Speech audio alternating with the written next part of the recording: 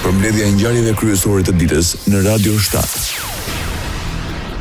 Ambasadori i Bashkimit Evropian Maqedoninë e Veriut, Mihalis Rokas, shpreson në konsensus midis partive politike për ndryshimet në kodin zgjedhor. Në përgjigje të pyetjes së një gazetari pas promovimit të automjeteve për transportin shtetëror, të blera me një donacion nga Bashkimi Evropian, ambasadori Rokas kujtoi se sot është dita e fundit për arritjen e një konsensusi midis partive politike.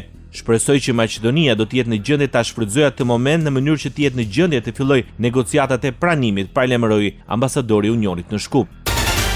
Kryetari i Kuvendit i Maqedonisë së Veriut përshëndeti miratimin e ndryshimeve të qeverisë në seancën e 112 plenare. Ministrave të rinj uroi punë të mbarë dhe sukses në realizimin e përgjegjësive të tyre, shkruan Afrim Gashi, ndërsa kërkoi që të vendosen në shërbim të qytetarëve dhe zhvillimit të vendit.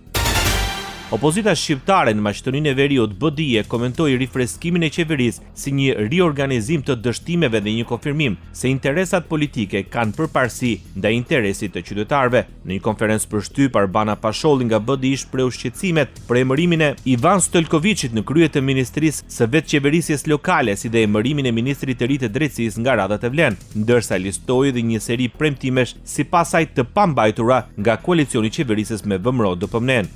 Qytetarët me të drejtë pyesin, ku mbetën 74 milion euro për spitalin klinik në Tetov, ku mbeti parku memorial për spitalin modular. Po ashtu, kur jemi te Ministria e Shëndetësisë, largimi i ministrit nuk është rezultati përmbushjes së objektivave, por pranim i dështimit të plot. Ministri largohet pa realizuar asnjë nga premtimet kryesore me të cilat Vlen kërkoi votën e qytetarëve.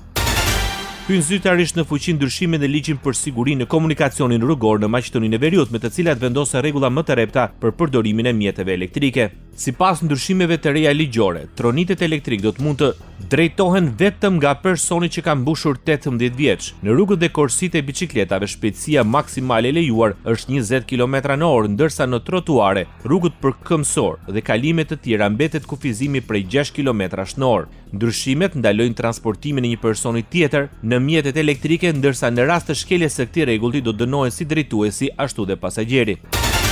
Kuvendi i Maqedonisë së Veriut votoi ndryshimet në përbërjen e qeverisë duke i dhënë mbështetje të plot emrave të propozuara për ministrat e rinj. Secili kandidat mori nga 69 vota pro, ndërsa nuk pati asnjë vot kundër apo abstenim. Me këtë votim, ku të gjithë anëtarët e rinj të kabinetit morën mbështetje të njëjtë në kuvend, zyrtarisht përfundoi riorganizimi i qeverisë së Maqedonisë së Veriut. Më herët kryeministri i Maqedonisë së Veriut kërkoi besim për vazhdimin e një proces në të cilin shteti u ngrit sërish në këmbë, në të cilin i rindërtuam themelet dhe treguam se mund të ndërtojmë, të krijojmë dhe të fitojmë përsëri, tha Mickovski. Rajoni. Antarja kabinetit qeveritar në Beograd pranon se do të kishte kryer spastrim etnik në Kosovë nëse do të ishte në pushtet në vitin 1998. Në intervistë televizive, ministri i administratës publike dhe vetëqeverisjes lokale në qeverinë e Serbisë, Snežana Paunović, deklaroi se po të kishte qenë në vendin e Slobodan Miloševićit, do ta pastronte etnikisht Kosovën. Da sam bila Slobodan Milošević, etnički bi očistila Kosovo 98. Po të kisha qenë në vendin e Miloševićit në vitin 1998, do ta pastroja etnikisht Kosovën, dhe ky është kualifikimi më i ashpër që e kam thënë ndonjëherë. Jo në mënyrën se si po duan ata të na likuidojnë neve, por në atë mënyrë që të mos ndihen pjesë e Serbisë dhe të shkojnë në shtetin e tyre anë, deklaroi ministria Snežana Paunović. Partia opozitare në Serbi, Lëvizja e Qytetarëve të Lirë, kërkoi shkarkimin e menjëhershëm të ministres administratës shtetërore dhe qeverisjes lokale, Snežana Paunović. Shkak është bërë gjua urrëties e shprehur në deklaratën shoviniste se ajo do të spastronte etnikisht Kosovën nga shqiptarët në vitin 1998. Lëvizja e Qytetarëve të Lirë thotë se një person që justifikon dëbimin e njerëzve vetëm për shkak të kombësisë së tyre nuk mund të jetë antar i qeverisë së Serbisë, dhe se është veçanërisht e rrezikshme që mesazhe të tilla vijnë nga ministri i administratës shtetërore dhe qeverisjes lokale, që do të duhet të garantonte barazinë e të gjithë qytetarëve para institucioneve shtetërore dhe respektimin e kushtetutës dhe ligjit. Prishtina zyrtare dënon deklaratat që vijnë nga funksionarët në qeverinë e Beogradit për mbrojtjen e spastrimit etnik në Kosovë. Ministri për familjen dhe vlerat e luftës në qeverinë e Kosovës, Sandin Hoti, thotë se kjo deklaratë tregon se Serbia nuk është liruar nga ideologjia genocidale. Kushdo që sot bën thirrje për spastrim etnik nuk është vetëm kërcënim për Kosovën. Ai është dëshmi se Serbia ende nuk është çliruar nga ideologjia genocidale e Miloševićit dhe nga politika kriminale që solli luftra, masakra dhe turp historik, shkruan ministri Andin Hoti. Ndërsa nga Instituti i Krimeve të kryera gjatë luftës, thonë se përballja me të kaluarën mbetet parakusht për ndërtimin e besimit dhe paqes së qëndrueshme në rajon. Askush nuk kapse të ndihet shumë i çuditur nga deklarata e ministres serbe, është reagimi i ish-kryeministrit të Shqipërisë Pandeli Majko për deklaratën Snežana Paunovićit.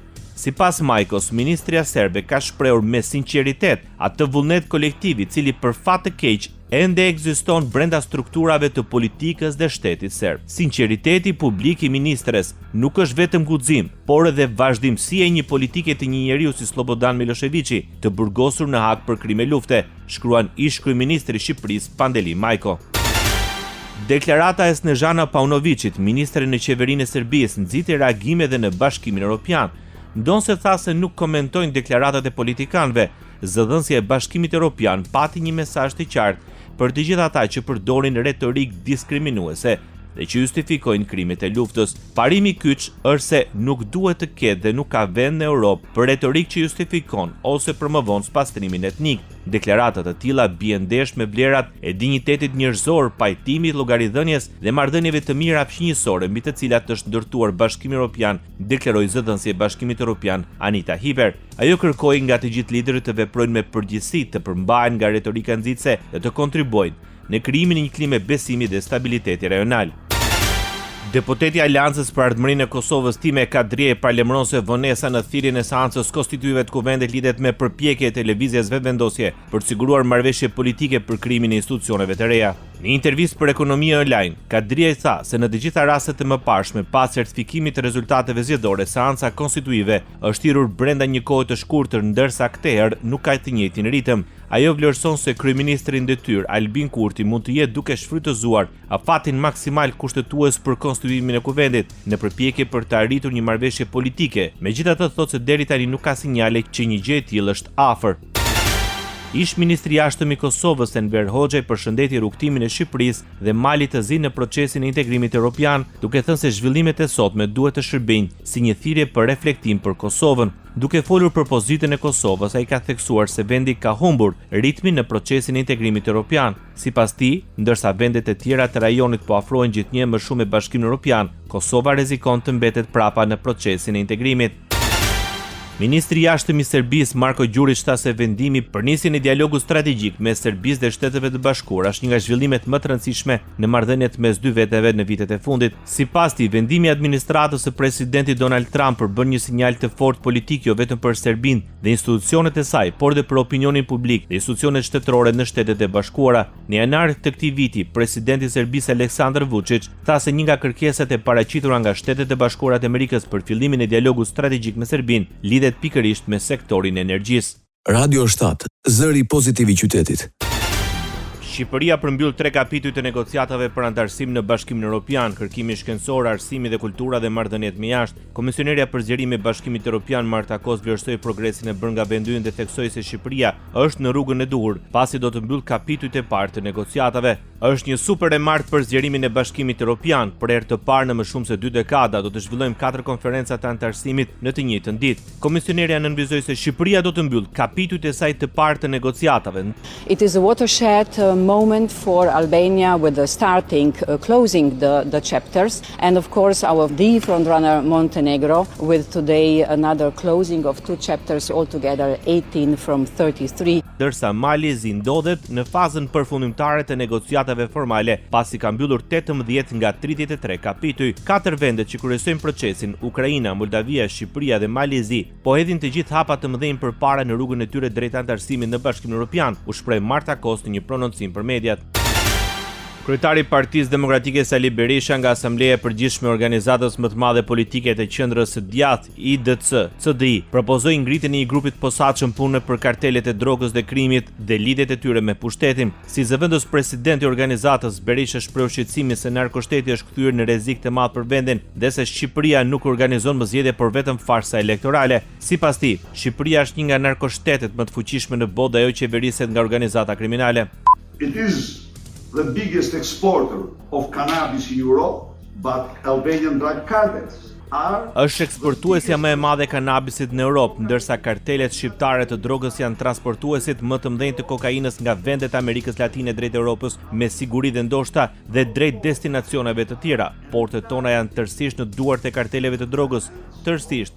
Prej 5 vitesh ose më shumë, në portet tona nuk është kapur as 1 kilogram drogë, sepse ato kontrollohen nga kartelet e drogës. Not a kilogram of drugs is catched in our ports because they are controlled by drug cartels. Deklaroi Sali Berisha. Ambasadori i delegacionit të Bashkimit Evropian në Tiranë Silvio Gonzato u bëri thirrje të rinjve shqiptar të mbrojnë gjithmonë të drejtat e tyre dhe të marrin në dorë të ardhmen. Ambasadori Gonzato zhvilloi një takim me të rinjt në Rinkamp organizuar nga Agjencia Kombëtare e Rinisë. Në bisedë me ta, ambasadori theksoi se të rinjt nuk janë thjesht përfitues të procesit të integrimit evropian të Shqipërisë, por duhet të jenë ndërshtytësit kryesorë të këtij procesi. Zhvilluam një bisedë të hapur dhe të sinqertë mbi mënyrën se si e shohin ata procesin e integrimit të Shqipërisë në Bashkimin Evropian dhe pritshmëritë që kanë për të ardhmen e tyre në BE, u shpreh Gonzato. Po ashtu diskutime të fokusuan dhe tek mbështetja që Bashkimi Evropian u jep brezave të rinj, kompleksiteti i procesit të zgjerimit dhe mundësitë që ai sjell. Kryeministri Edi Rama në intervistë të dhënë për Euronews Serbia e konsideroi protestën në Tiranë prej më shumë se një muaji si një përfaqësi e fazës së re zhvillimore që shoqëria po kalon drejt pritshmërive më të larta. Protesta është diçka shumë e madhe se vetë tema, nuk janë vetëm flamingo, është shumë më tepër se kaq, është një sinjal që vendi ka kaluar në një nivel tjetër, se zhvillimi është bërë normal, se njerëzit nuk janë më të gatshëm të vuajnë atë që mungon, tha Edi Rama. Sipas kryeministrit të Shqipërisë, qytetarët po bëhen gjithnjë më pak tolerant ndaj mangësive dhe se kërkojnë ndryshime të shpejta.